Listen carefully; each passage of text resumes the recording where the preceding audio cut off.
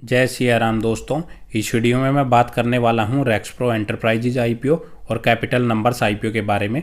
दोनों आईपीओ को मैं इस वीडियो में कंपेयर करूंगा। दोनों कंपनियां क्या बिजनेस करती हैं, उनके फाइनेंशियल्स कैसे हैं, किस कंपनी के फाइनेंशियल काफ़ी अच्छे हैं, किसके खराब है, दोनों ही कंपनियां कितने करोड़ रुपए का इशू साई लेके आई है, किस आईपीओ में अलॉटमेंट मिलने के चांसेस ज़्यादा हैं, किस आईपीओ का ग्रे मार्केट प्रीमियम ज़्यादा चल रहा है और दोनों ही आईपीओ में से हमें किस आईपीओ को अप्लाई करना चाहिए, किसको अवॉइड करना चाहिए। ये सारी ही बातें मैं इस वीडियो में कवर करूंगा, तो लास्ट तक वीडियो को जरूर देखिएगा। सबसे पहले अगर मैं कंपनी के बिजनेस की बात करूं तो रेक्सप्रो कंपनी की जो स्थापना है 2012 में हुई थी और कंपनी का जो मेनली बिजनेस है वो फर्नीचर बनाने का है। काफ़ी प्रीमियम क्वालिटी की कंपनी फर्नीचर बनाती है जिनकी जो कॉस्ट है वो काफ़ी ज़्यादा होती है और कंपनी के जो ये फर्नीचर्स है वो काफ़ी जगह पे यूज भी होते हैं, जो ऑफिस, हॉस्पिटल, गवर्नमेंट ऑफिस या घर में या फिर जो भी हमारे fashion industry, lifestyle, grocery, electronics industry है वहाँ पे वो यूज होते हुए नज़र आ रहे हैं। और कंपनी के क्लाइंट्स देखेंगे तो उनमें काफ़ी बड़े नाम शामिल है, जैसे हमारा super stop, Hindustan Unilever, 1RX India private limited, Mark and Spencer, Lenskart, Godrej, Boyce, ये कंपनी के मेनली क्लाइंट्स नज़र आ रहे हैं और महाराष्ट्र बेस्ड ये कंपनी है।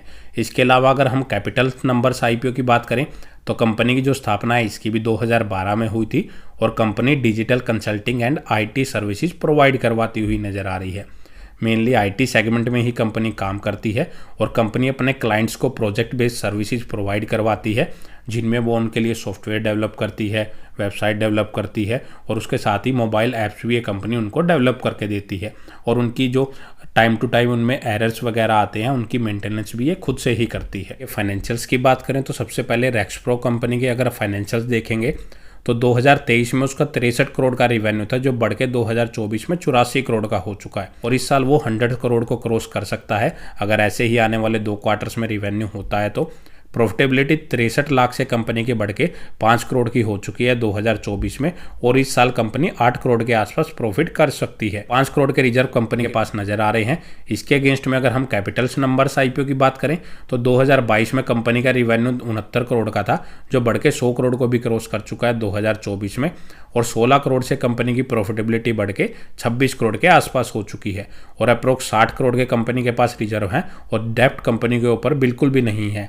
यह एक डेप्ट फ्री कंपनी नजर आ रही है। फाइनेंशियल वाइज अगर हम देखें तो कैपिटल नंबर्स कंपनी काफी स्टेबल और काफी अच्छी तरह से ग्रोथ करती हुई इसके कंपैरिजन में नजर आ रही है। मार्केट कैप भी अगर आप देखेंगे तो रेक्सप्रो कंपनी की 163 करोड़ की है और इसके अगेंस्ट में कैपिटल नंबर्स कंपनी की 643 करोड़ की नजर आ रही है, तो अप्रोक्स 3 गुना से भी ज्यादा ये कंपनी उससे बड़ी नजर आ रही है। वैल्यूएशन वाइज अगर हम देखें तो रेक्सप्रो कंपनी लगभग 22 के मल्टीपल पी पे अपने आईपीओ को लेके आ रही है और कैपिटल नंबर्स 24 के मल्टीपल पी पे लेके आ रही है। ई रेशो दोनों को आसपास चलता हुआ नजर आ रहा है, लेकिन अगर अर्निंग्स देखेंगे तो रेक्सप्रो कंपनी का जो ईपीएस है वो 7 के आसपास चल रहा है।